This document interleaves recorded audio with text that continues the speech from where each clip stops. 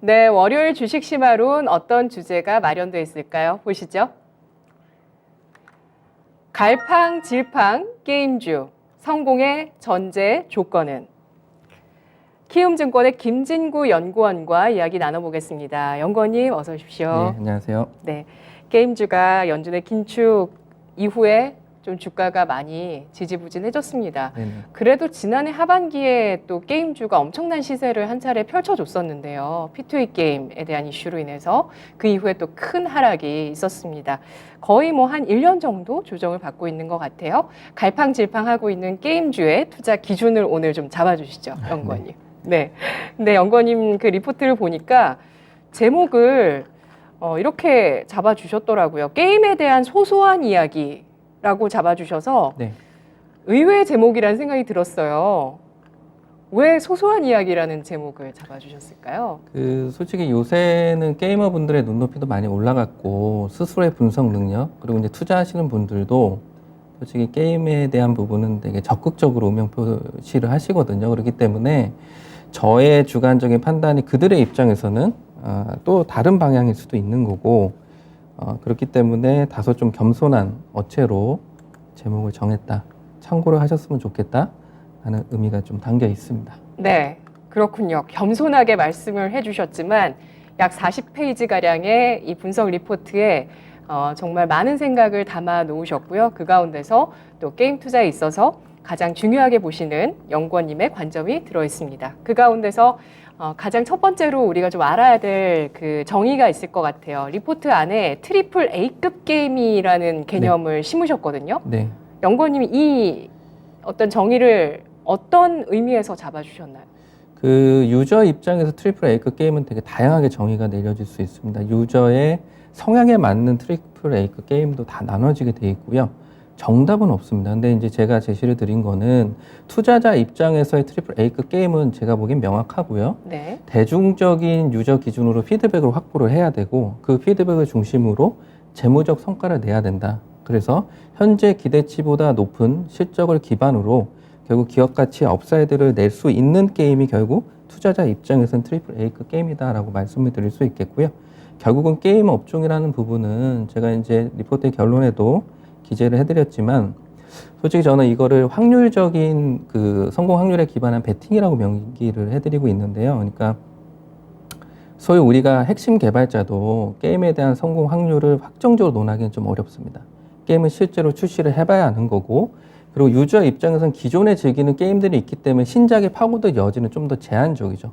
그래서 신작이 나왔을 때 성공 확률은 기계적으로 높지가 않습니다. 그렇기 때문에 높은 확률로 유저들한테 긍정적인 피드백을 얻어내야 되고 그 기반으로 결국 출시 1년 전에 기계적으로 매수를 해서 출시 직전에 차익 실현하는 전략이 게임 업종의 투자 전략으로는 제일 안정적일 수 있겠다 이런 말씀을 좀 드려볼 수 있겠어요. 네. 아, 그렇군요. 그러면 트리플 A급 게임이라는 것은 대중적인 유저들의 큰 사랑을 받는 게임이라고 보면 될까요? 네, 맞습니다. 그렇게 보면 되고요. 네. 두 가지 어떤 게임주의 중요한 투자의 기준을 이 개념 안에서 설명을 해주셨어요. 이런 대중적인 유저 기반의 IP를 통해서 긍정적인 반응들을 얻고 이것이 결국에 어떤 재무적인 성과를 높일 수 있는 그런 게임이냐라는 것. 결국에는 뭐 한마디로 얘기하면은 이 게임을 출시를 해서 현금 창출이 많이 될 수 있는 게임이냐. 맞습니다. 이거겠고요. 예, 투자자분들 입장에서 그게 중요하죠. 예. 네. 아, 근데 이 지점도 진짜 아이러니해요. 사실 현금 많이 버는 게임주들 진짜 많은데 주가는 정말 많이 빠졌었거든요. 네네. 예. 근데 그게 결국에는 어떤 신작에 대한 기대감과 또 현실, 이 차이에서 뭔가 좀 계속 주가의 반응들이 또 일어나는 측면도 있습니다. 따라서 연구원님의 논조에서는 결국에 신작 게임 출시 이전에 1년 전부터 매수를 기계적으로 한 이후에 출시 직전에 파는 게 제일 좋은 전략이다. 이렇게 설명을 하시는 거네요. 네, 그러니까 이제 조금 더 말씀을 드리면 네. 우리가 재무적 성과를 논하는 부분에 있어서, 그러니까 소위 우리가 페이투윈처럼 초반에 매출이 집중되는 비즈니스 모델에 대해서도 고려를 하실 필요가 있는데 문제는 그 부분의 성과가 초기에 좋다고 하지만 페이투윈의 본질적인 문제는 게임 내 컨트롤 공정성에 대한 위해 요소가 있습니다. 상대가 과금을 할 때 과금을 하지 않은 유저는 분명히 이거에 대해서 공정성 이슈를 내포를 하고 있게 되고요. 그렇기 때문에 그 게임은 지속적으로 노이즈가 날 수밖에 없습니다. 네. 결국 이런 게임은 게임 본연의 요소를 저해하기 때문에 네. 트리플 A급 게임으로 포지셔닝되기는 어렵고 예. 결국 그런 IP를 기준으로 신작이 나온다 한들 유저들은 그 IP의 신작을 적극적으로 취하지 않을 가능성이 높습니다. 그래서 제가 말씀드리는 거는 결국 IP에 대한 로열티가 있어야 되고 그래서 우리가 소위 돈을 벌더라도 좀 품격 있게 벌어야 된다. 좋은 IP를 가지고 그런 IP별로 트리플 A급 게임들을 뽑아내면서 그런 것들을 계속 가져나갈 수 있으면 기업 가치가 높아질 수 있다. 이런 말씀을 좀 드려보고 싶어요. 네. 최근 들어서 어떤 게임 유저뿐만 아니라 많은 소비자들의 목소리가 높아진 사회적인 환경도 이런 변화들을 이끌고 있는 것 같은데요. 좀 더 자세히 얘기해 보도록 하겠습니다. 특히 메타버스 같은 경우는 게임 성공의 필수 불가결적인 요소라고 보셨어요. 네. 네. 어떤 의미일까요? 이게 솔직히 이제 투자분들이 보시기에 메타버스는 다양한 방향으로 연결고리가 형성될 수 있는데요. 그러니까 게임도 있고 아니면 우리가 비대면 업무 기반의 솔루션도 메타버스로 정의를 내릴 수가 있습니다. 소위 글로벌 빅테크가 준비하고 있는 뭐 메타라든가 마이크로소프트가 준비하고 있는 버전도 또 다른 형태의 메타버스인데 게임도 메타버스의 중요한 축이고요. 결국 작년 연말에 그 매트릭스 어웨이큰이라는 영상을 투자분들이 보셨으면 아시겠지만은 그 영상 내 다양한 솔루션들이 들어가 있습니다. 그러니까 국내 업체들이 이거에 대해서 좀 경쟁력이 낮은 이유는 아직 국내 쪽은 메타 휴머이라는 조금 그 협의의 개념에 머물고 있습니다. 하지만 이 영상 내를 보시면은 다양한 이제 솔루션들, 그 솔루션은 모델링이라든가 아니면은 매스 AI 기법 이런 것들이 좀 포함이 되면서 전체적으로는 완전한 서비스 형태로 지금 공개가 돼 있다. 결국 이 부분을 유저들이 메타버스라는 용어를 뺀다 하더라도 이런 게임이 출시가 되면은 적극적으로 구매를 해가지고 플레이를 할 수 있게 되는. 그러니까 앞으로는 저희가 게임의 영역도 과거하고 다르게 엔진도 퀄리티가 올라가고 있고요. AI 쪽도 올라가고 다양한 솔루션, 메타버스에 대한 솔루션 이런 것들이 포괄적으로 영향을 주고 있기 때문에 유저들 입장에서 눈높이를 올려갈 수 있는 아주 차세대 게임들이 앞으로는 많이 나올 수 있을 것이다. 이런 것들에 대한 게임이 출시될 경우에는 당연히 구매로 이어지고 그 구매의 빈도가 높아지게 되면은 관련 회사들의 기업 가치에 대한 변동이 나올 수 있을 것이다. 이렇게 말씀드릴 수 있겠습니다. 네. 조금은 이해 안 되는 측면도 있는데요, 연구원님. 그 네. 이유는 뭐냐면 원래 게임 자체가 메타버스잖아요. 그럴 수 있죠. 예, 게임 자체가 메타버스잖아요. 가상 세계잖아요. 네네. 근데 결국에는 이제 유저들이 단순한 메타버스가 아니라 좀 더 세분화된 메타버스의 경험들을 원한다고 봐야 되는 건가요? 그러니까 메타버스라는 용어를 되게 포괄적으로 정의하면 지금 앵커님이 말씀하신 부분이 맞아요. 네. 근데 여기서 메타버스를 좀 더 우리가 구체적으로 획정을 하고 넘어간다면 이 부분은 되게 최근에 이제 정의들이 많이 나왔지만 일단 이머시브 해야 되고 몰입감을 확실히 줘야 되고요. 그리고 현실 세계하고 가상 세계가 분절될 수 없는 소위 연결고리를 가질 수 있는 마치 동일한 페이딩이 포팅이 돼가지고 게임 내에 나온다던가 뭐 이런 것들이 과거 대비 퀄리티를 높여갈 수 있는 요소들이 많아질 수밖에 없다.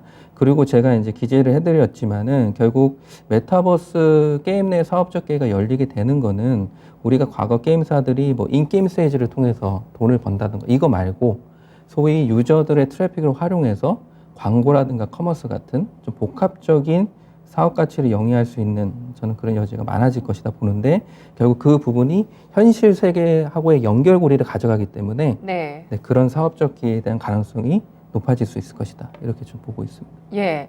로블록스나 해외 쪽의 이야기 들어보면은 그 어떤 그 게임 안에서 학원이 입점돼서 거기서 그렇죠. 학원을 운영하시고 맞아요. 네. 그런 식으로 이루어지더라고요. 근데 아직은 우리나라의 메타버스라는 그 개념과 또 게임에서 나와 있는 그런 메타버스 게임이라고 할 수 있는 게임들 같은 경우는 어떤 지금 글로벌적인 유저들이나 또 해외에서 하고 있는 것보다는 아직은 좀 낮은 단계의 메타버스라고 보시는 거네요. 그죠. 아직은 좀 더 저는 보강 개선 작업이 많이 필요하다고 보고 있고요. 네. 아까도 말씀드렸지만은 단순한 메타 휴먼 내지는 어떤 완전체 서비스가 아니라 분절된 어떤 서비스의 공간을 가지고 유저들한테 어필하는 건 의미가 없다라고 봅니다. 왜냐하면 유저들은 퀄리티가 있냐 없냐가 중요하지 네. 여기에 메타버스 단어가 들어가냐 안 들어가냐가 중요한 게 아니거든요.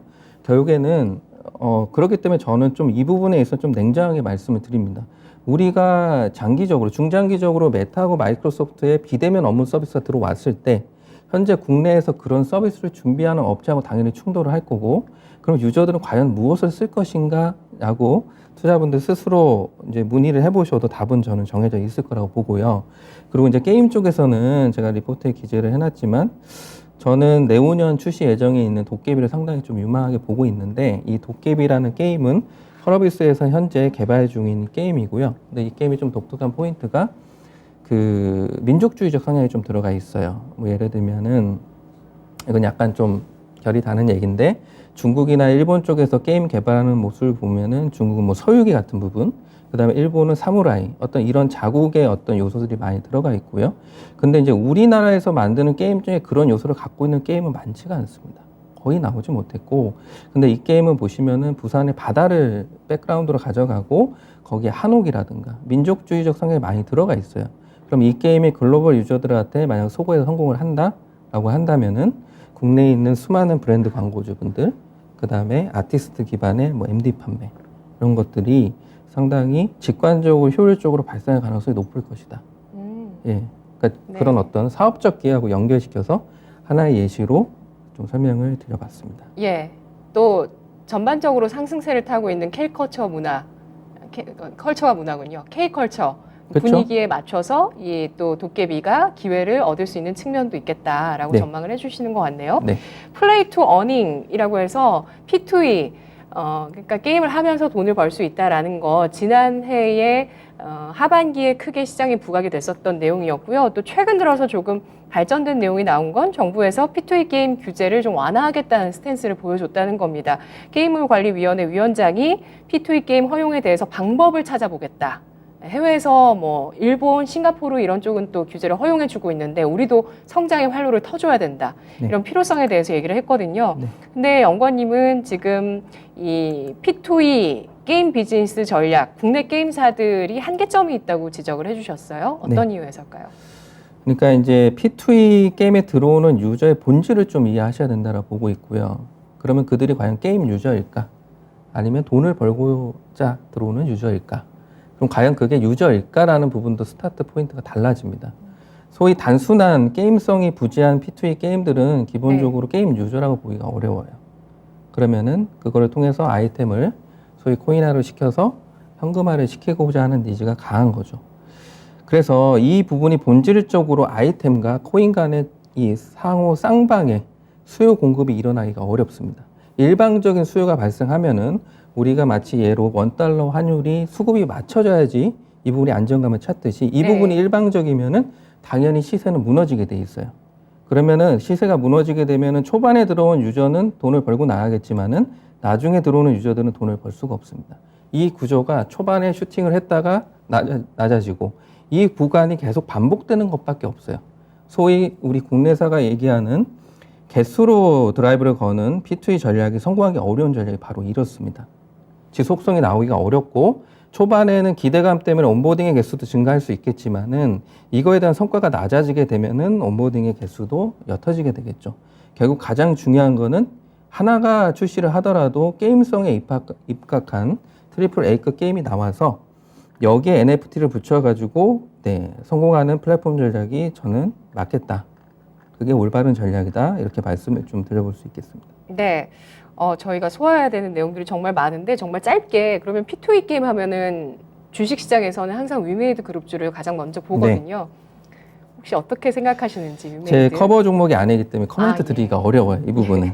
이 부분은 넘어가야 되겠네요. 근데 알겠습니다. 어느 정도는 제 글을 보시면은 제가 어떤 판단을 하시는지는 좀 짐작을 해보실 수 있으실 것 같아요. 알겠습니다. 블록체인 생태계의 이막을 열기 위해서 게임사들이 뛰고 있는데요. 성공의 전제 조건을 달아볼까요?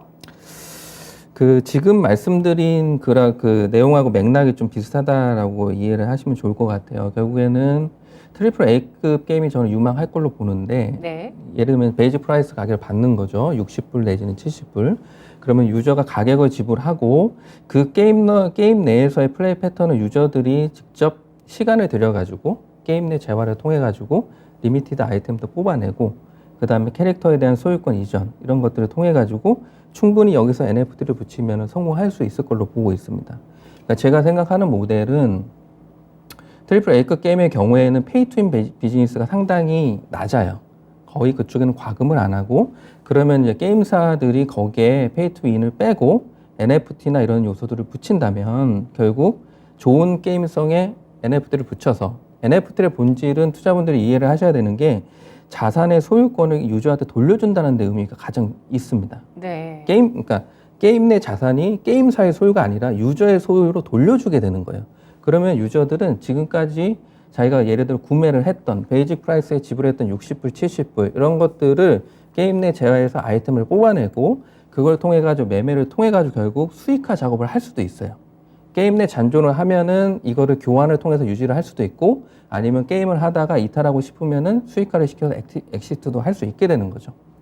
결국 이런 과정을 통해서 리미티드 아이템에 대한 수급이 결국 맞춰지게 되고 그러면 그 압도적인 트래픽을 기축통화로 연결된 코인으로 연결시킬 수 있게 되면은 그 코인이 기축통화가 될 가능성이 상당히 높다라고 저는 보고 있고 결국 그렇기 때문에 게임사의 전략이 좀 바뀌게 돼요. 이건 제 주관적인 판단인데 리포트도 기재를 해놨지만 어찌됐든 지금까지 페이투윈이라든가 인게임 스테이지로 게임사가 돈을 버는 전략이 아니라 NFT를 붙이고 거기에 트래픽이 막대하게 몰리게 되니까 제가 아까 말씀드린 광고라든가 커머스 이런 복합적인 수익 창출 여력이 높아지게 될 것이다. 이렇게 좀 판단을 하고 있습니다. 네.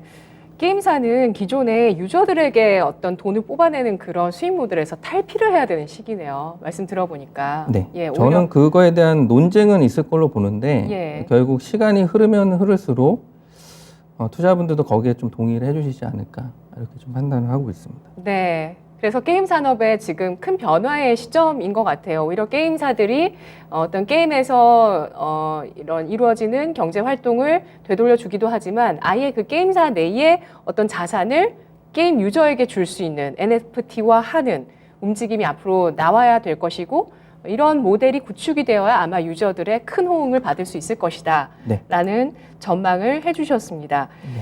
네. 그리고 이 게임 업계의 플랫폼 열풍이 불고 있는 것에 대해서 좀 얘기를 나눠볼까 하는데요. 그동안 이제 조금 전에 P2E 게임 모델을 말씀드렸잖아요. 기존에는 이제 게임사에서 P2P나 P2W의 네. 방식으로 또 돈을 벌어왔거든요. 근데 P2W의 모델의 유효성이 끝났다는 얘기가 있는데 이게 어떤 이야기일까요? 이제 페이투윈에 대한 비즈니스 모델은 기본적으로 제가 아까도 말씀드렸다시피 실제로 돈을 통해 가지고 이제 아이템을 구매한 유저와 그 다음에 지불하지 않은 유저 간의 공정성 이슈가 붙게 됩니다. 기본적으로 게임 내에서는 게임 내 재화나 유저가 시간을 소모해 가지고 얻은 아이템을 기반으로 공정하게 대전이 이루어져야 되는 게 저희가 원래 게임의 본질적인 법칙이거든요. 이거는 소위 이건 지나가는 얘기로 우리가 대전 플레이 한다 하더라도 오락실 들어가지고 100원씩 넣어가지고 대등하게 경쟁을 하듯이 그런 플레이가 맞는데 그 100원을 이제 패키지 게임의 단가로 보는 거죠, 저는. 근데 이제 페이투윈 구조의 문제는 실제로 무료로 게임을 풀 때 그 안에서 과금의 강도에 따라서 플레이에 대한 결정이 이루어지고 있다는 부분입니다. 네네. 돈을 많이 쓴 유저가 이길 수밖에 없죠. 그러면 이거를 혹자는 시간을 절약하기 위한 과금이다. 그래서 pay to save time이라는 용어로 위화를 시키는데 본질적인 요소는 달라지지 않는다고 봅니다. 결국 이걸 통해서 지속적으로 유저 간의 노이즈와 디베이트가 있을 수밖에 없기 때문에 결국에는 이런 게임들은 트리플 A급 게임이 될 수 없다라는 게 제 판단입니다. 네. ESG 경영이란 말이 한때 굉장히 유행이 됐었는데 그런 ESG 측면에서도 P2W 그러니까 Pay to win. Pay to win, 네. P2W, Pay to win 이 방식이 개선돼야 되는 측면이 있다고 하는데 어떤 요소들일까요? 그러니까 이제 게임 쪽이 늘상 저도 이제 섹터 애널리스트를 맡고 있지만 게임 쪽은 제가 아까 서두에 말씀드렸듯이 뭔가 확률에 기반한 베팅을 하는 영역이거든요. 실제로 아까도 말씀드렸듯이 이 게임이 정말 잘 될 거냐, 잘 될 수 있으면 얼마를 판매할 수 있을 거냐.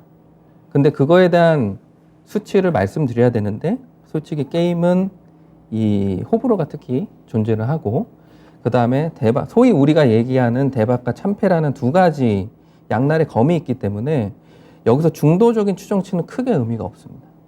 그렇기 때문에 이런 것들이 게임 내 본질적인 약간 가볍다는 인식을 줄 수도 있는데, 문제는 이제 게임 쪽도 앞으로는 이런 것들을 우리가 인더스트리 전체적인 측면을 조금 보정을 하려면은 ESG나 아까 말씀드린 IP에 대한 브랜드 가치를 좀 올리는 부분, 이런 것들이 좀 필요하다고 보고 있고요. 약간 제가 좀 곁다리로 말씀을 드렸는데, 다시 정리를 해드리자면은 게임을 하고자 하는 유저들도 사회적인 구성원이고, 그들 입장에서 결국 높은 과금 기반의 페이투윈 서비스는, 비즈니스 모델은 결국 유저들의 노이즈를 만들 수밖에 없기 때문에 네. 이런 것들에 대한 공정성 이슈, 게임 내 플레이 패턴의 공정성 이슈를 회사가 스스로 제어를 해야지 결국 이런 것들이 ESG 관점에서의 본질적인 연결고리가 될 것이다.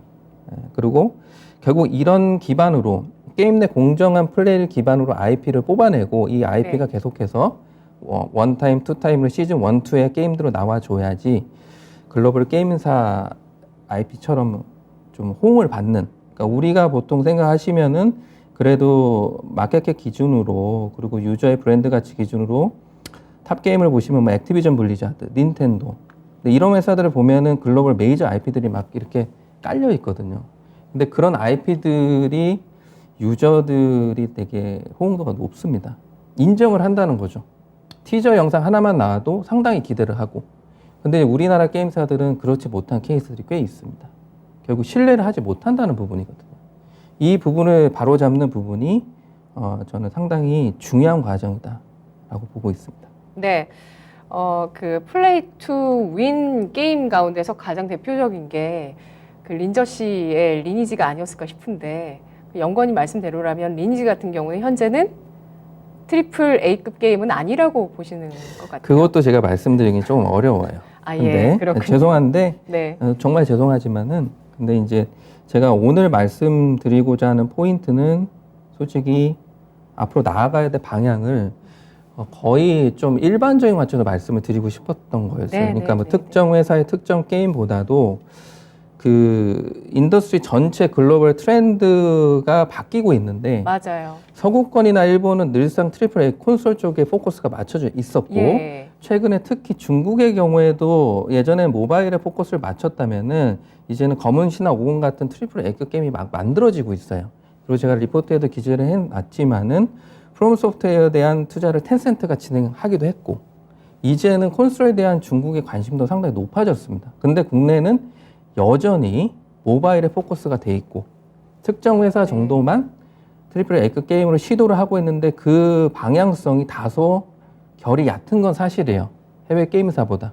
이런 부분들이 상당히 저는 문제로 보이기 때문에 상당히 이런 아쉬우셨을 것들을, 것 같아요. 그렇죠. 그리고. 그래서 네. 이런 부분들을 꼭 짚어서 네, 말씀을 맞아요. 좀 드리고 싶었다. 네. 이게 뭐 특정 회사의 특정 게임만의 문제는 아닌 것 같다. 예, 라고 말씀드릴 수 있을 것 같습니다. 네, 저는 자꾸 주가를 보는 입장에서 좀 더 질문을 그런 식으로 드리고 있는데, 영권님께서 얘기해 주시는 그 시각이 굉장히 신선하면서도, 그리고 정말 지금 필요한 그런 말씀들, 내용들이 아닌가라는 생각이 드는데, 그러면 플레이 투 윈 요소가 높은 기존의 게임들 같은 경우는 어떤 정책을 가져가야 할지 말씀해 주시죠. 근데 이제 페이투윈을 하시는 유저분들도 게임 유저시거든요. 네. 이거는 진짜 중요한 판단인데, 유저 간에도 노이즈가 있어요. 이런 고가금 게임을 하는 게 과연 맞냐, 그들이 이 회사를 지금 살려주고 있는 거 아니냐라는 서로 간에 또 비판이 있어요. 하지만 어찌됐든 그런 페이투윈의 높은 게임의 유저분들도 유저십니다. 그래서 이 부분은 존중을 해야 되고, 그래서 이 부분에 대한 유저 케어 역시 게임사가 적절하게 진행을 해야 되는 부분이고요. 게임이 너무 사행적으로 흐르지 않도록 케어를 해야 되고, 추가적으로 이분들 대상으로 간담회라든가 지속적인 커뮤니케이션을 잘 해야 되고, 그리고 추가적으로 게임사들이 기본적으로 신규 유저를 계속 인입을 시키고, 그 인입된 유저들이 게임을 할 수 있도록 과금 정책을 낮추는 경향들이 좀 있어요. 그러면 기존 유저에서 높은 현금을 통해 가지고 아이템을 뽑았는데, 신규 유저들한테 이걸 용이하게 가져가기 위해서 아이템 구매에 대한 부분을 낮춰주는 거예요. 그럼 당연히 이게 형평성에 위배가 되는 거죠. 그러니까 이런 행동을 하면 안 된다라고 저는 보고 있고, 그래서 어찌됐든 기존 유저들도 케어를 하고, 그리고 그런 분들을 합리적으로 케어를 한다면은 결국 이제 보시면 아시다시피 우리나라 게임 현실이 좀 규제의 리스크가 좀 있거든요. 확률에 대한 부분, 낮은 확률, 그리고 사행성 부분에 대해서 정부가 계속적으로 규제에 대한 시도를 하는 것들을 보셨을 거예요. 그런 시도가 나왔을 때 합리적으로 기존 유저를 케어를 한다면 그러면 유저들이 직접 나서가지고 회사를 보호해 줄 수도 있게 됩니다. 그러니까 이런 것들을 회사가 잘 이해할 필요가 있다. 저는 그 정도 말씀을 좀 드려볼 수 있겠습니다. 네. 전 세계적으로 성장주의 부진 현상이 일어났는데요. 그러면서 게임주, 내부적인 또 여러 이슈들이 있었지만, 크게는 연준의 어떤 고강도의 긴축으로 인해서 주가가 그동안 크게 안 좋아졌습니다. 근데 또 아무래도 가장 큰 문제는 흥행신작이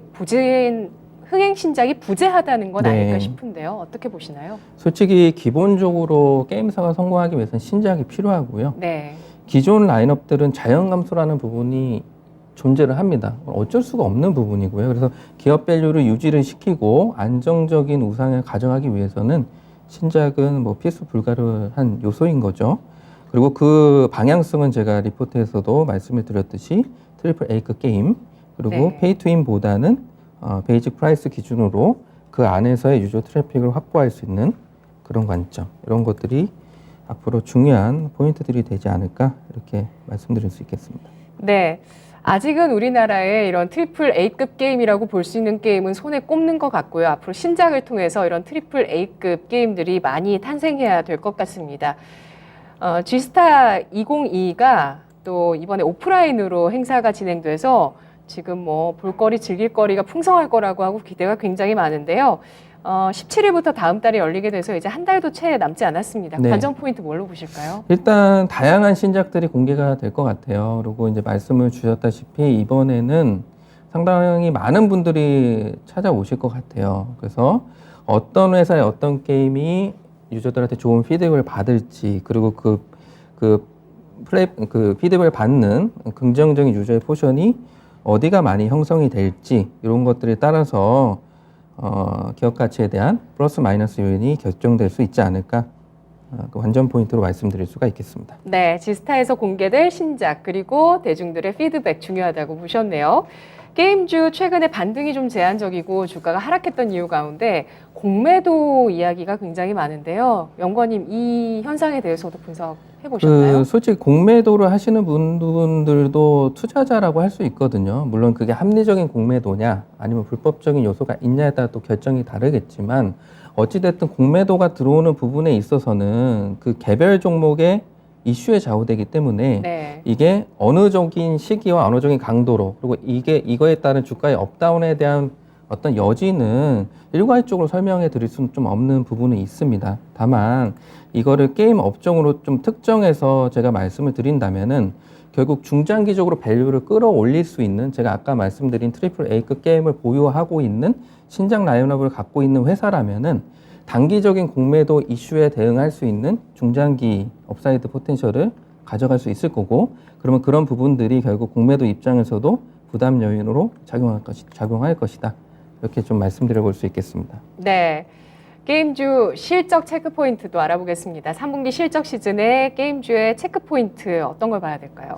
저희가 투자분들 잘 아시다시피 분기별 실적 시즌에서 일반적으로 고려해야 될 부분은 당연히 실적 결과치하고 컨센서스 간의 비교 부분이다라고 말씀드릴 수 있겠고, 그리고 실적에 대한 결과치를 기반으로 한 향후 전망, 이런 것들 보실 건데, 게임 업종의 개별 이슈로는 게임사들이 밀고 있는 주력 신작에 대한 출시 일정의 변화, 그리고 그 주력 게임에 대한 인게임 퀄리티를 확인할 수 있는 인게임 영상의 공개 일정, 이런 것들에 대한 이벤트가 이번 실적 시즌의 체크 포인트일 것이다 라고 말씀드려 볼 수 있겠습니다.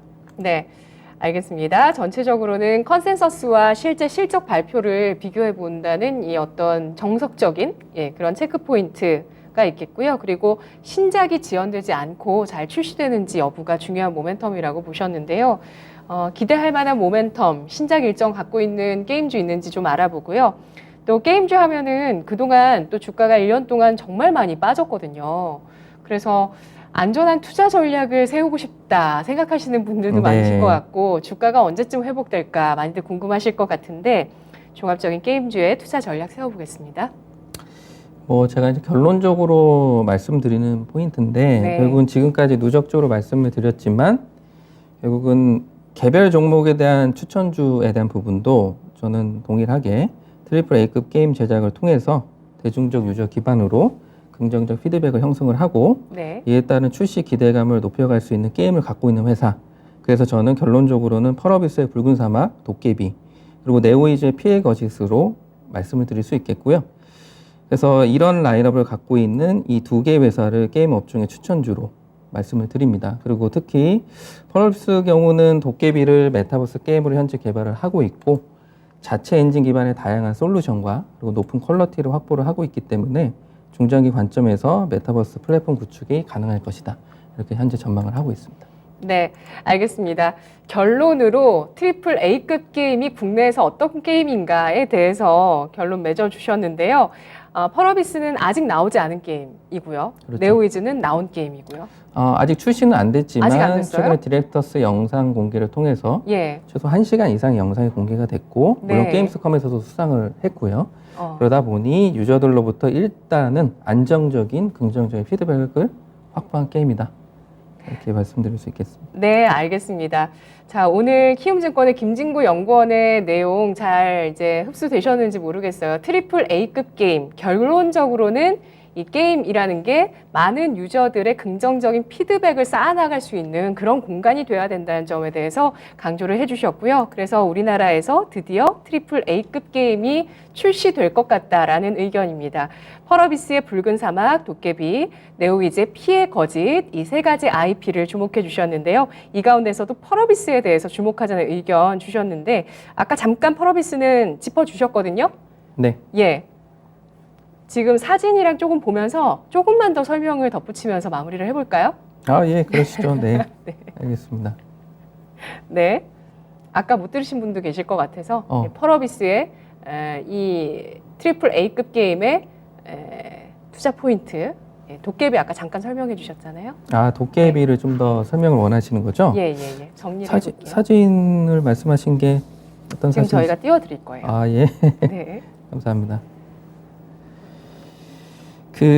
이 영상은, 이 스크린샷은 이제 작년 8월 달, 제가 기억하기로는 게임스컴에서 공개된 인게임 영상이고, 이 영상에 대한 스크린샷을 제가 중요한 부분들을 좀 뽑아 놓은 건데, 이제 보시면 아시다시피, 좌측 상단을 보시면 이제 한옥을 이제 소재를 하고 있고, 이제 민족주의적인 성향이 많이 들어가 있죠? 조금 내려가 보시면, 이런 이제 캐릭터에 대한 모델링, 이런 것도 상당히 이제 나이스하고, 그 다음에 이게 솔직히 조금 유저의 커버리지가 좀 저연령대를 포지셔닝 할 수 있는 게임인데 이 인게임 영상을 시청한 글로벌 유저 중에 솔직히 20, 30대, 40대 이런 분들도 상당히 큰 호감을 표명을 하신 걸로 제가 기억을 합니다.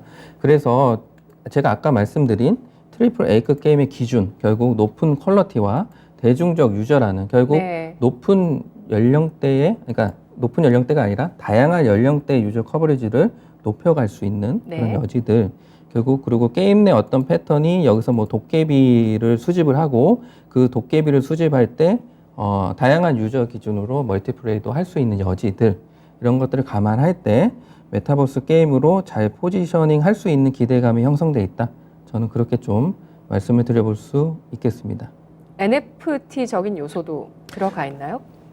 솔직히 NFT에 대한 부분은 회사가 정확하게 지금 언급을 하진 않았습니다. 이거는 제 주관적인 부분이고 그 판단을 제가 리포트에 기재를 한 건데, 소위 메타버스 게임으로 이제 포지셔닝을 하려면 유저 간의 멀티플레이가 기본적인 요소고, 그리고 멀티플레이를 통해 가지고 확보한 도깨비 이런 리미티드 아이템을 뽑아 가지고 그걸 NFT를 통해 가지고 유저 간에 매매를 할 수 있다면 그게 진정한 메타버스 게임이 되지 않을까라는 판단을 가지고 제가 그 요소를 좀 명기해서 말씀을 드려봤습니다. 알겠습니다. 현재까지 나와 있는 것 가운데서 메타버스적인 요소, 대중적인 반응들 합격점으로 평가를 해주셨고, 예, 그리고 주관적인 연구원님의 평가입니다. 합격점으로 근데 평가를 리포트엔 다 해주셨고. 들어가 있으니까 예, 만약에 더 관심 있으시면 네. 제가 최근에 발간한 리포트를 한번 봐주시면 감사하겠습니다. 네. NFT 요소는 아직 들어가 있지는 않은 것으로 보이는데 앞으로 어떤 식으로 또 그러한 요소들이 또 적용돼서 또 서비스화 될지도 함께 지켜보도록 하겠습니다. 펄어비스의 주가는 현재 2% 오르면서 41,200원 선에 거래되고 있고요. 네오위즈의 피해 거짓도 한번 잘 보세요. 연구원님 오늘 분석 잘 들었습니다. 네, 감사합니다. 고맙습니다. 네. 네, 지금까지 투자 판단에 도움드릴 수 있는 내용들 확인해봤습니다. 다만 주가의 상승과 하락을 보장하지 않는다는 점 유의하시면서 투자하시면 좋겠습니다. 오늘 게임주 트리플 A급 게임의 정의에 대해서 알아봤습니다. 시청해주신 여러분 고맙습니다.